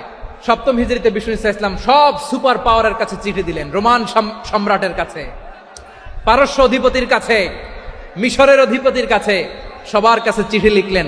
চিঠির ভাষা ছিল এরকম, মিন মুহাম্মাদিন রাসূলিল্লাহ ইলা মুকাওকিস আযীমিল কিবত, মুহাম্মদ রাসূলুল্লাহর পক্ষ থেকে মিশরের বাদশার কাছে, আসলিম তাসলাম, ইসলাম মানো শান্তিতে থাকবা, সালামুন আলা মান ইত্তাবা আল হুদা, শান্তি তার জন্য যে হেদায়েতের অনুসরণ করে। সুবহানাল্লাহ পড়েন।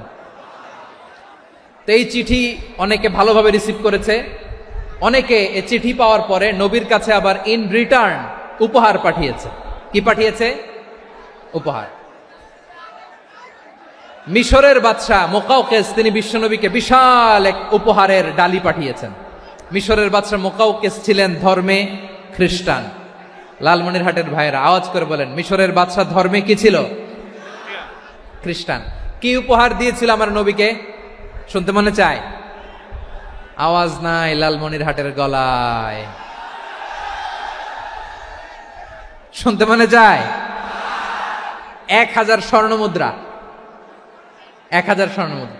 2টা খ্রিস্টান দাসী, একজনের নাম মারিয়া বিনতে শামউন আল কিবতিয়া, আরেকজনের নাম সিরিন বিনতে শামউন আল কিবতিয়া। একজন খ্রিস্টান দাস 20 থান কাপড় জামা বানানোর জন্য, আমরা নবী যেন সেলাই করে জামা বানাতে পারে এজন্য 20 থান কাপড়, 20 থান ফাইন গার্মেন্ট। সুবহানাল্লাহ পড়বেন না? এরপরে একটা গাধা যেটার নাম ছিল উফাইর, আর একটা খচ্চর এটার নাম ছিল দুলদুল। খচ্চর চিনেন? গাধা আর ঘোড়ার ক্রসিং এ যে প্রাণীটা দুনিয়াতে আসে ওটার খচ্চর বলে। তো এই যে সুপার পাওয়ার, খ্রিস্টান বাদশার কাছে নবী চিঠি লিখলেন, ওই খ্রিস্টান বাদশাহ আমার নবীকে উপহার দিল, বিশ্বনবী এই উপহারগুলো সানন্দে গ্রহণ করেছে। সুবহানাল্লাহ পড়বেন না? তাহলে অমুসলিম কেউ যদি আপনাকে উপহার দেয়, হালাল উপহার হলে আপনি গ্রহণ করতে পারবেন। অনুরূপভাবে পারস্যের বাদশাহ, রোম সম্রাট বিশ্বনবীকে উপহার পাঠিয়েছেন, আমার নবী সবগুলো উপহার গিফট গ্রহণ করেছেন। সুবহানাল্লাহ বলেন। তাহলে প্রিয় লালমনিরহাট, আওয়াজ করে বলুন, ইসলাম কি ন্যারো মাইন্ডেড রিলিজিয়ন না ব্রড মাইন্ডেড? আম্মাজান আয়েশার কাছে মাসালা জানতে চায় মেয়েরা, হে আম্মাজান, অগ্নি উপাসকেরা তাদের ঈদের দিন নওরোজের সময় আমাদেরকে পাখি দেয়, নেওয়া যাবে? উনি বললেন, ওরা জবাই করে দিলে নেওয়া যাবে না, কিন্তু ওরা যদি ফলমূল এরকম খাবার দেয় এগুলো নেওয়া যাবে। তার মানে অমুসলিমদের দেয়া উপহার এটা গ্রহণ করা যায়। সুবহানাল্লাহ বলেন। শুধু তাই নয়, বিষ্ণু ঈসা ইসলাম অমুসলিমদের সাথে আর্থিক লেনদেনও করেছেন, ফিনান্সিয়াল ডিলিং করেছেন। অমুসলিমদের সাথে প্রয়োজনে আপনি ফিনান্সিয়াল ডিলিং করতে পারবেন। আমরা প্রায় দেখি বাজারের মিষ্টির দোকানগুলো আমার হিন্দু ভাইদের। লালমনিরহাটে মিষ্টির দোকান, দইয়ের দোকান কারা চালায়? হিন্দুরা চালায় না। তারপরে যে বারবার শপ, চুল কাটে যে নাপিত, অধিকাংশ নাপিতের দোকানে কারা? আমার হিন্দু ভাইরা। তা আপনি চুল কাটতে পারবেন কিনা? পারবেন কিনা বলেন? পারবেন। তার দোকান থেকে দই মিষ্টি কিনতে পারবেন কিনা? হ্যাঁ, আমার মুসলিম ভাইয়ের দোকান থাকলে ওইটারে আমি বেশি প্রায়োরিটি দিব, ঠিক কিনা? কিন্তু যদি তাদের সার্ভিস নিতে চান, প্রোডাক্ট নিতে চান, পারবেন। তার দলিল সহিহ বুখারী, আম্মা জান আয়েশা রাদিয়াল্লাহু তাআলা আনহা বলেন, ইশতারা রাসূলুল্লাহ সাল্লাল্লাহু আলাইহি ওয়াসাল্লাম মিন ইয়াহুদিয়িন তুআমান ওয়া রাহানাহু দিরআহু মিন হাদিদ। রাসূল সাল্লাল্লাহু আলাইহি ওয়াসাল্লাম এক ইহুদির কাছ থেকে, কার কাছ থেকে? সবাই বলে নাই, কার কাছ থেকে? আমার নবী, পেয়ারা নবী এক ইহুদির কাছ থেকে জব কিনেছিল। জব, বার্লি, যেটা দিয়ে রুটি বানায়। ওই জবের দাম দেওয়ার টাকা পয়সা নবীর কাছে ছিল না। ফলে নবী ওনার একটা পোশাককে মর্গেজ রেখেছিলেন, মর্গেজ, বন্ধক, যে এখন এটার দাম দিতে পারবো না, কয়েক কেজি বার্লি নিয়ে যাই আর বন্ধক হিসেবে আমার জামাটা রেখে গেলাম, যেই দিন দাম দিব ওই দিন জামাটা ছুটায় নিয়ে যাব। সুবহানাল্লাহ পড়বেন না? বাকিতে নিছিলেন, বাকিতে। দিরআহু মিন হাদিদ, লোহার তৈরি বর্ম, মানে যুদ্ধের পোশাক, লোহা দিয়ে বানানো। বিশ্বনবী বললেন, কয়েক কেজি জব দাও, টাকাটা পরে দিব, এখন টাকা নাই, বন্ধক হিসেবে, মর্গেজ হিসেবে আমার জামা রেখে গেলাম, যখন টাকা দিব জামা ছুটায় নিব। আওয়াজ করে বলতে হবে সুবহানাল্লাহ। এ থেকে বোঝা গেল অমুসলিমদের সাথে ফিনান্সিয়াল ডিলিং করা যায়, অর্থনৈতিক লেনদেন করা যায়, কেনাবেচা করা যায়, প্রোডাক্ট কেনা যায়। এমনকি আমাদের মসজিদে নববীতে বারান্দায় আপনার একটা অটোমেটিক ফ্লাইং আমব্রেলা দেখছেন? সূর্য যখন বাড়ে মসজিদে নববীর বারান্দায়, ইয়ার্ডের মধ্যে অটোমেটিক্যালি কিছু আমব্রেলা আছে, সাঁ করে খুলে যায়, আর সূর্যের তাপ লাগে না। আবার সন্ধ্যাবেলায় এই আমব্রেলাগুলো ওরা ক্লোজ করে ফেলে, দেখেন নাই না? দেখছেন? এই মসজিদে নববীকে সর্বোচ্চ উন্নত মানের কনস্ট্রাকশন ইনফ্রাস্ট্রাকচারে ডেভেলপ করার জন্য কর্তৃপক্ষ কিছু অমুসলিম ইঞ্জিনিয়ারের, ডিজাইনারের সহায়তা নিয়েছিল। সুবহানাল্লাহ বলেন। কোন দলিলের ভিত্তিতে? এই দলিলের ভিত্তিতে যে বিষ্ণু ঈসা ইসলাম অমুসলিমদের সাথেও লেনদেন করেছেন। আওয়াজ করে বলতে হবে আল্লাহু আকবার। শুধু তাই নয়, ইন কেস অফ ইমার্জেন্সি, প্রয়োজনে ইসলামের খাতিরে, ইসলামকে সামনের দিকে এগিয়ে নিয়ে যাওয়ার জন্য অমুসলিমদের সাপোর্ট নেওয়া জায়েজ আছে। সুবহানাল্লাহ বলেন।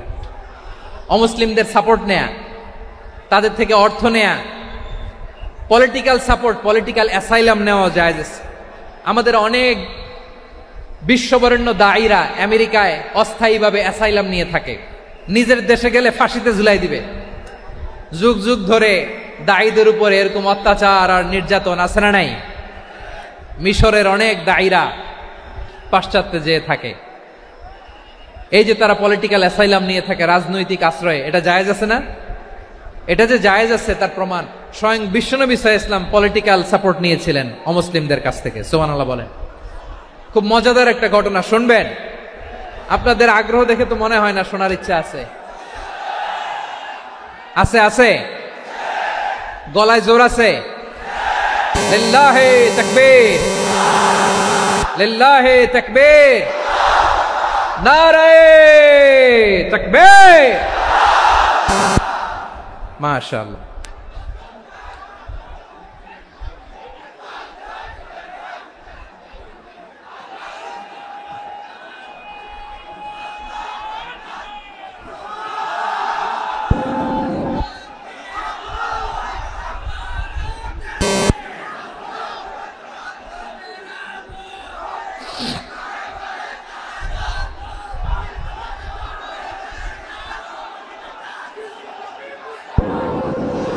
মাশাআল্লাহ, মাশাআল্লাহ। থামুন, থামুন আমার ভাইরা। বিশ্বনবীর বয়স তখন প্রায় 51 বছর। কত বছর? বিশ্বনবীর সবচেয়ে কাছের মানুষ খাদিজা রাদিয়াল্লাহু তাআলা আনহা ইন্তেকাল করেছেন। বিশ্বনবী বড্ড কষ্ট পেলেন, হৃদয়টা ভেঙে খান খান।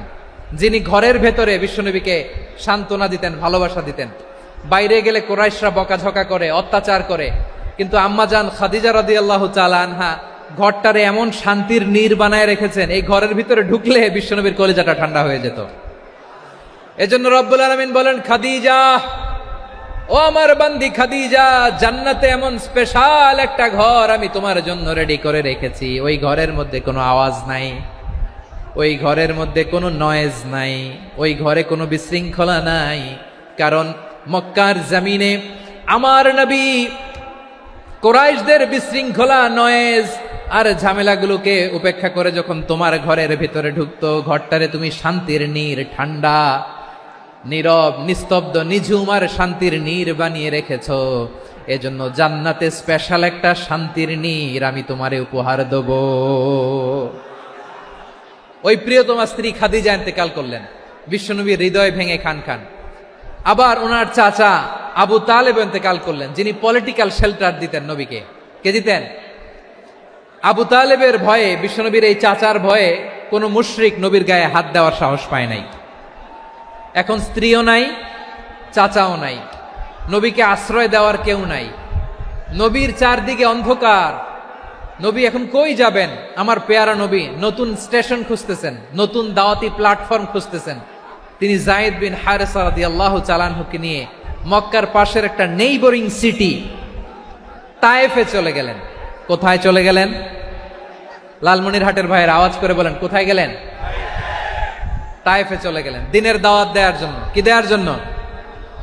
নাকি জমি কিনতে গেছিলেন? জমি কিনতে? দুনিয়ার যশ খ্যাতির জন্য? নিজের কোনো লাভের জন্য? তায়েফবাসীদেরকে জাহান্নামের আগুন থেকে বাঁচানোর জন্য। আওয়াজ করে বলতে হবে, ঠিক কিনা? বিশ্বনবী বিশাল মরুপথ, পাহাড়ি পথ পাড়ি দিয়ে তায়েফের মরুজমিনে গেলেন কোরআনের দাওয়াত নিয়ে, ইমানের দাওয়াত নিয়ে। কিন্তু তায়েফের লোকেরা বিশ্বনবীর দাওয়াতকে শুধু প্রত্যাখ্যান করেই থামে নাই, তারা বিশ্বনবীর সাথে অত্যন্ত খারাপ আচরণ করেছে।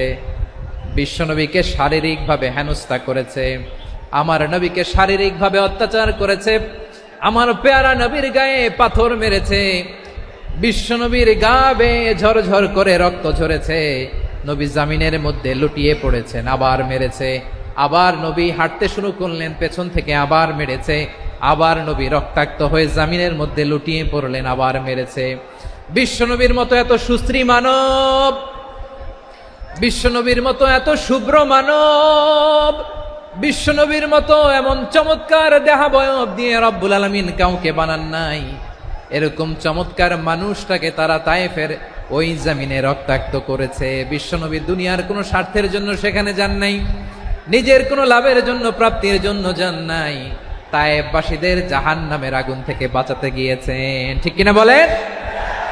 খেয়ে না খেয়ে দিন প্রচারের কাজে নিজেকে দিয়েছ বিলিয়ে, তায়েফের কাফিরেরা চিনল না সে আলো, দুষ্ট ছেলেদের পিছু দিল লেলিয়ে, পাথরের আঘাতে ক্ষত বিক্ষত হয়ে সারা শরীর থেকে রক্ত ঝরে।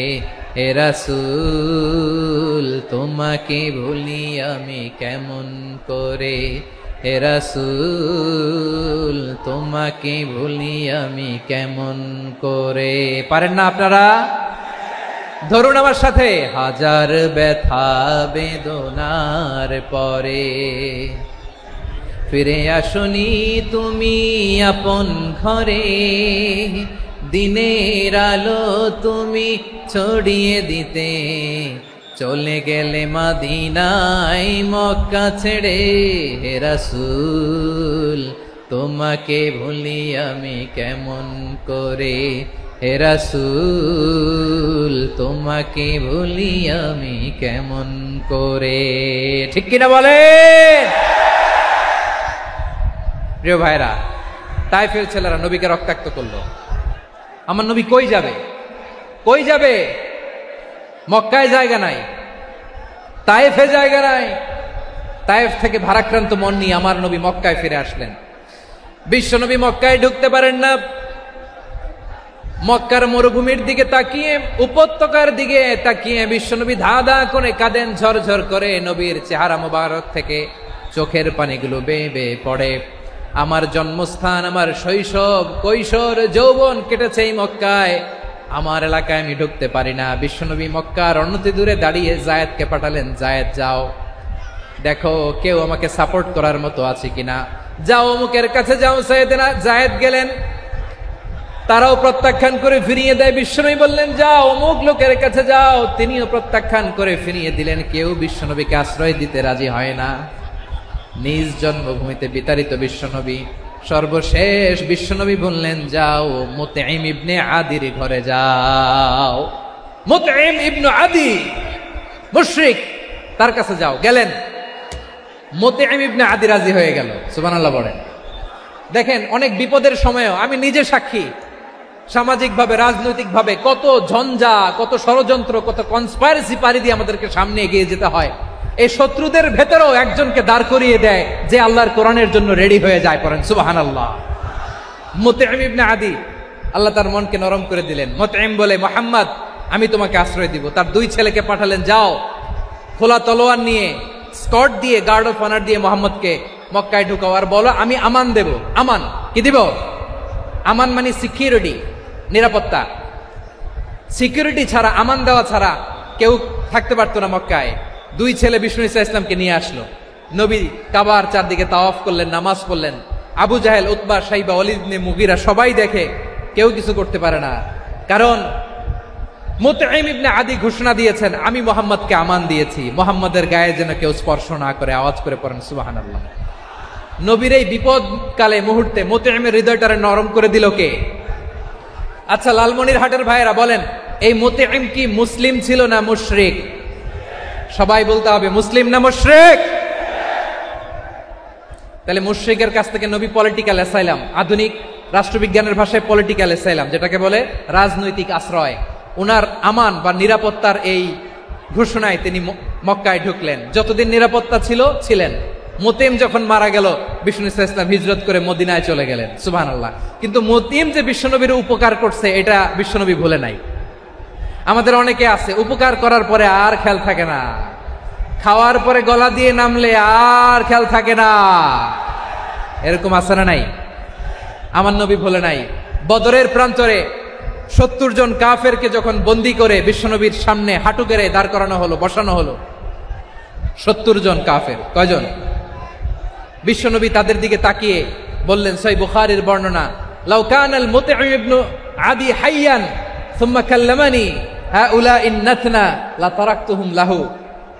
বদরের প্রান্তরে 70 জন বন্দী কাফিরের দিকে তাকিয়ে আমার নবী বললেন, আজকে মুতঈম ইবনে আদি যদি বেঁচে থাকতো আর তোমাদের 70 জনের ব্যাপারে যদি মুতঈম এক বাক্যে একটা সুপারিশ করত, তার সম্মানে আজকে তোদের সবাইকে আমি মাফ করে দিতাম। সুবহানাল্লাহ। নাই ওই যে চিল্লাচিল্লি যে কথা বোঝে নাই, কোন জিনিস মিস করছে ওরা নিজেরাও বোঝে নাই। বিশ্বনবী মুতঈমের এই সাহায্যের কথা বলে নাই।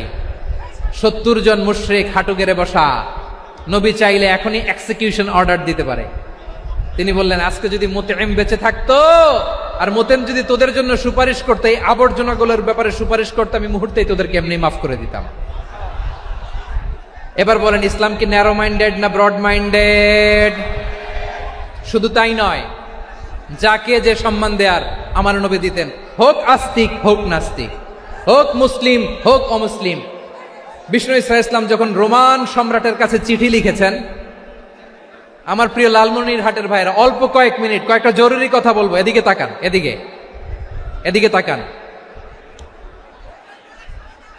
রোমান সম্রাটের কাছে বিশ্বনবী যখন চিঠি লিখলেন মিন মুহাম্মদ রাসূলিল্লাহ ইলা হিরাকলা আযীমির রোম, মুহাম্মদের পক্ষ থেকে হিরাক্লিয়াসের কাছে, যিনি হচ্ছেন আযীমির রোম। এটা নবী নিজ থেকে বানায় লিখছেন, অতিরিক্ত সম্মান দিয়ে। কোন রাষ্ট্রপ্রধান যখন আসে তাদেরকে আমরা কি বলি জানেন? তার নামের শেষে HE এটা লিখতে হয়, H.E. মানে হিজ এক্সেলেন্সি। কি লেখে? হিজ এক্সেলেন্সি, অথবা ইউর হাইনেস, ইউর ম্যাজেস্টি। দেখেন, বিশ্বনবী সাল্লাল্লাহু আলাইহি ওয়াসাল্লাম সব নবীদেরও নবী, তিনি একজন মুশরিক খ্রিস্টান সম্রাট রোমান সম্রাটের কাছে চিঠি লিখতে যায়, লিখতেছে ইলা হিরাকলা আযীমির রোম, হিরাক্লিয়াসের কাছে আমার চিঠি, যিনি রোমের আযীম, হিজ হাইনেস, মানে রোমের অনেক সম্মানিত এক বাহাদুর। আওয়াজ করে বলেন সুবহানাল্লাহ। তার মানে যাকে যে সম্মান দেয়ার এটা বিশ্বনবী দিতেন।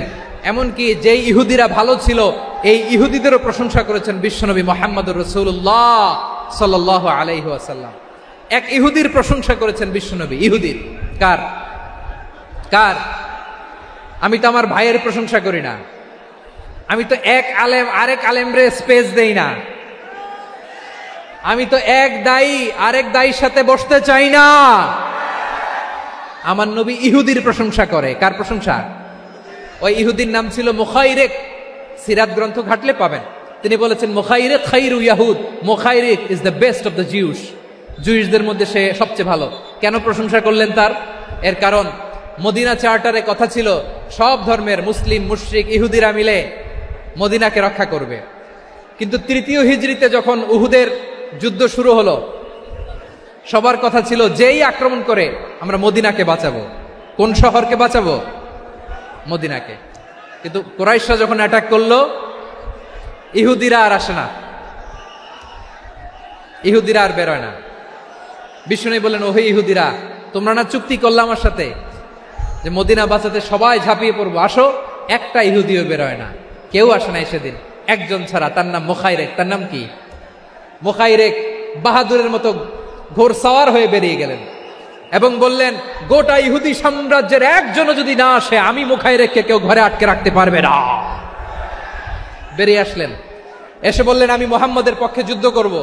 আমি মারা গেলে আমার সম্পদ আমার উত্তরাধিকারীরা পাবে না, আমার সম্পদ তোমরা মুহাম্মদকে দিয়ে দিবা। সুবহানাল্লাহ বলেন।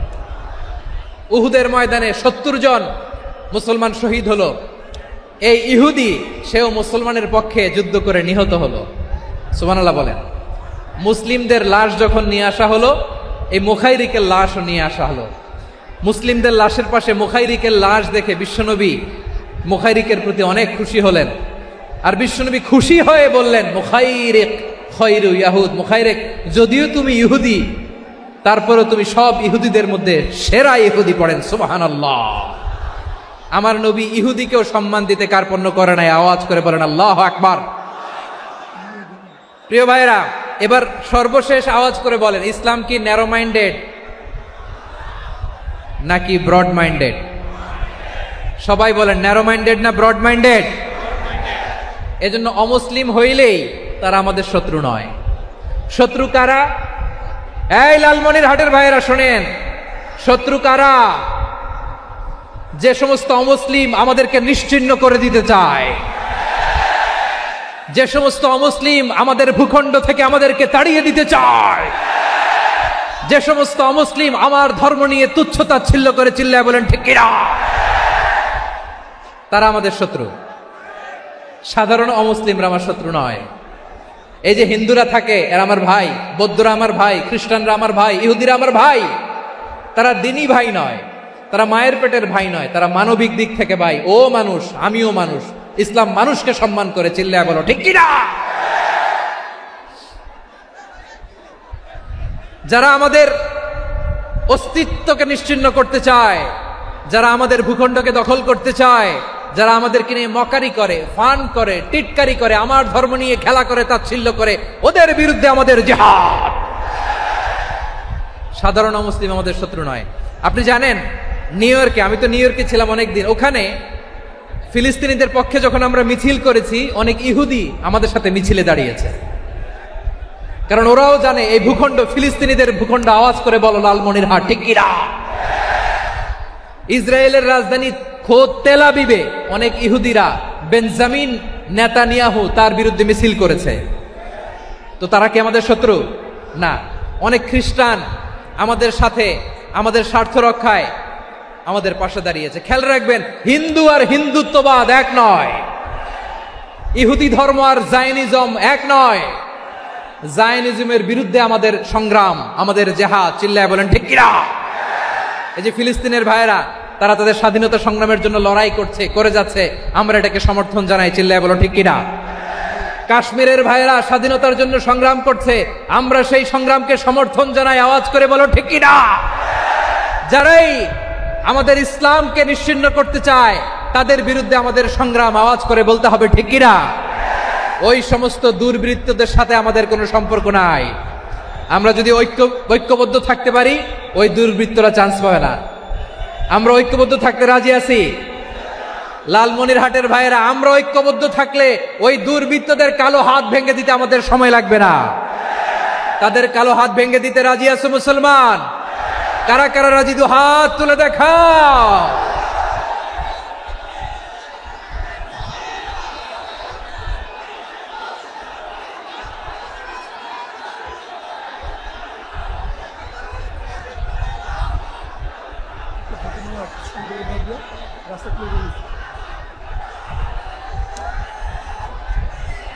আমার প্রাণ প্রিয় লালমনিরহাটের ভাইয়েরা, শত্রু কাফের আর অশত্রু কাফেরের মধ্যে পার্থক্য আছে না নাই? আবু তালেবও মুশরিক, আবু জাহেলও মুশরিক, কিন্তু দুই মুশরিকে পার্থক্য আছে না নাই? আবু তালেব নবীর চাচা, মুশরিক, মারা গিয়েছে মুশরিক অবস্থায়, কিন্তু আজীবন আমার নবীকে আগলে রেখেছে, আমার নবীকে সাপোর্ট করেছে, ভালোবেসেছে। আবু জাহেলও মুশরিক, মারা গিয়েছে মুশরিক হিসেবে, আজীবন আমার নবীর বিরুদ্ধাচারণ করেছে। আবু জাহেলের শক্তি, সামর্থ্য, স্ট্র্যাটেজি, প্ল্যান সব আমার নবীর বিরুদ্ধে ছিল। এই আবু জাহেলের কারণে একটা দিন শান্তিতে আমার নবী মক্কায় ঘুমাতে পারে নাই। চিল্লায় বলেন ঠিক কিনা। এজন্য রব্বুল আলামিন বলেন, লা ইয়ানহাকুমুল্লাহু আনিল্লাযীনা লাম ইউকাতিলুকুম ফিদ-দীনি ওয়া লাম ইখরিজুকুম মিন দিয়ারিকুম আন তাবাররুহুম ওয়া তুকসিতু ইলাইহিম ইন্নাল্লাহা ইউহিব্বুল মুকসিতিন। আল্লাহ বলে, গোলামেরা শোনো শোনো, যে সমস্ত অমুসলিম তোমাদের সাথে ধর্মযুদ্ধে লিপ্ত হয় না, তোমাদের বিরুদ্ধে যে সমস্ত অমুসলিম অস্ত্র ধরে না, যে সমস্ত অমুসলিম তোমাদেরকে তোমাদের জন্মস্থান থেকে, ভূখণ্ড থেকে তাড়িয়ে দেয় না, তাদের সাথে ভালো আচরণ করতে আমি আল্লাহ নিষেধ করি নাই। তাদের সাথে সদাচরণে কোনো নিষেধাজ্ঞা নাই, বরং তাদের সাথে সদাচরণ করো, এটাই আমি আল্লাহ চাই। তাহলে আমার যে অমুসলিমরা আমাদের সাথে শত্রুতা করে না, তুচ্ছতাচ্ছিল্য করে না, আমাদের ভূমি থেকে আমাদেরকে উচ্ছেদ করতে চায় না, আমাদের বিরুদ্ধে অস্ত্র ধরে না, ওই অমুসলিম ভাইদের সাথে আমাদের কোনো দ্বন্দ্ব আছে? কোনো বিরোধ আছে? বরং আছে ভালোবাসা। বরং আছে কি? এই ভালোবাসা দিয়ে আমরা বিশ্ব জয় করব। রাজি আছো মুসলমান? আমাদের পুঁজি ভালোবাসা। আমাদের পুঁজি কি? এবার আওয়াজ করে বলেন, আমার এই পুরো আলোচনা থেকে the religious coexistence, peaceful coexistence, শান্তিপূর্ণ সহাবস্থান, কমিউনাল হারমোনি, এই সাম্প্রদায়িক সম্প্রীতি, এই আলোচনা থেকে কি বুঝলেন? ইসলাম কি ন্যারো মাইন্ডেড না ব্রড মাইন্ডেড? এই ব্রড মাইন্ডেড হৃদয় নিয়ে, ভালোবাসা দিয়ে আমরা বিশ্ব জয় করতে চাই। রাজি আছেন? আল্লাহ কবুল করুক। আমরা সবাই পড়ি আমিন। লালমনিরহাটের জেলা স্টেডিয়ামে আমার প্রিয় মায়েরা, বোনেরা, আপনাদের জন্য একটা হাদিস বলে শেষ করব। বিশ্বনবী বলেন, আমার মায়েরা খেয়াল করে শুনুন, বিশ্বনবী আপনাদের উদ্দেশ্য করে বলেন, আল মারআতু ইযা সাল্লাত খামসাহা ওয়া সামাত শাহরাহা হাফিজাত ফুরুজাহা আতাআত বা'লাহা ফালতাদখুল মিন আইয়ি আবওয়াবিল জান্নাতি শাআত। বিশ্বনবী বলেন, ও রমণীরা, ও নারীরা, যে সমস্ত নারী এই চারটা কাজ করবে, এই 4টা কাজের গ্যারান্টি দিবে, তাদেরকে জান্নাতের 8টা দরজার গ্যারান্টি দেয়া হবে। কি 4টা কাজ? 1 নম্বর, আল মারআতু ইযা সাল্লাত খামসাহা, যে নারী 5 ওয়াক্ত নামাজ পড়ে। কি করে? জেলা স্টেডিয়ামে অবস্থানরত আমার নারীরা, বোনেরা, বিশ্বনবী আপনাদেরকে 4টা কাজের কথা বলেছেন, খুব বেশি না। 4টা করলে 8 জান্নাতের দরজা সব খোলা। কোনটা দিয়ে যাবেন? যেটা দিয়ে মনে চায়। 1 নাম্বার 5 ওয়াক্ত নামাজ। আমার বোনেরা জোহরের নামাজ পড়তে পড়তে এটা আসরে নিয়ে যায়, আসর পড়তে পড়তে এটা মাগরিবে নিয়ে যায়। এরকম আসরা নাই? লালমনিরহাটে হয়তো নাই। আমার বোনেরা এটা করবেন না। ইন্নাস সালাতা কানাত আলাল মুমিনিনা কিতাবাম মাওকুতা, সময় মতো পড়বেন। সামাত শাহরা, রমাদানের রোজাগুলো রাখবেন। হাফিজাত ফুরুজাহা, যে নারী তার চরিত্রকে হেফাজত করে, তার প্রাইভেট হেফাজত করে, তার লজ্জাস্থান হেফাজত করে। ও মায়েরা, আপনার এই গর্ভ যে কত দামি আপনি জানেন না। আপনার এই গর্ভ থেকে জন্মাবে আগামীর সালাহুদ্দিন আল আইয়ুবী। আপনার গর্ভ থেকেই জন্মাবে ইমাম আল মাহদি আল মুনতাদার। আপনার পেট থেকে জন্মাবে আবু সাইদের মতো বীর সৈনিক। আপনার পেট থেকে জন্মাবে মুগ্ধের মতো বীর মুজাহিদ। আপনি জানেন না কে আসবে আপনার পেট থেকে। সময়টাকে কাজে লাগান, ইসলামকে বুঝেন, মানেন, আমাদের ইসলামিক লেকচারগুলো শোনেন। আমরা যে বার্তাগুলো, ইনস্ট্রাকশনগুলো, দিক নির্দেশনাগুলো আপনাদের খেদমতে রাখি, এগুলো মেনে চলুন। আপনিই পারেন আপনার ঘরটাকে জান্নাতের টুকরা বানাতে। একটা family, it's a very big institution and you are the MD, the managing director of this institution. চিল্লায় বলেন ঠিক কিনা? চাইলেই পারেন ঘরটারে জান্নাতের টুকরা বানাতে। 5 ওয়াক্ত সালাত, রমাদানের রোজা, নিজের চরিত্রের হেফাজত, ও আতাআত বালাহা, স্বামীর আনুগত্য। এটাতে অনেকে ভুল করে থাকে। হায় রে আমার বোনেরা, স্বামীর আনুগত্যকে এটা নিজের অপমান মনে করবেন না। আপনার স্বামী আপনার সবচেয়ে বড় গার্ডিয়ান, তিনি আপনার সবচেয়ে ভালো চায়। নারী কখনো গার্ডিয়ানশিপের বাইরে থাকতে পারে না। হয় আপনি বাবার গার্ডিয়ানশিপের ভেতরে, বাপ না থাকলে ভাই আপনার গার্ডিয়ান, ভাই না থাকলে চাচা গার্ডিয়ান, বিয়ের পরে আপনার স্বামী আপনার গার্ডিয়ান। শরিয়া সম্মত স্বামীর আদেশগুলো আপনি মেনে চলবেন, কিন্তু শরিয়া বিরুদ্ধ কোনো আদেশ মানতে আপনি বাধ্য নয়। আওয়াজ করে বলুন সবাই ঠিক কিনা? এই 4টা কাজ যদি কোনো নারী করে, বিশ্বনবী বলেন জান্নাতের 8টা দরজা খোলা। তোমার যেটা দিয়ে মনে চায় সেটা দিয়ে জান্নাতে তুমি এন্ট্রি নিতে পারবা। আমরা এখানে লালমনিরহাটের সোহরাওয়ার্দী ময়দানে আজকে যেমন একত্রিত হতে পারলাম, আল্লাহর জান্নাতেও যেন একত্রিত হতে পারে। আল্লাহ তুমি তৌফিক দান করো। জেলা স্টেডিয়ামে অবস্থানরত আমার মা বোনদেরকে তুমি ফাতেমার মতো, খাদিজার মতো কবুল করো। আল্লাহ, আমার এই কলিজার টুকরা যুবক ভাইদেরকে তুমি ওমরে ফারুকের মতো কবুল করো।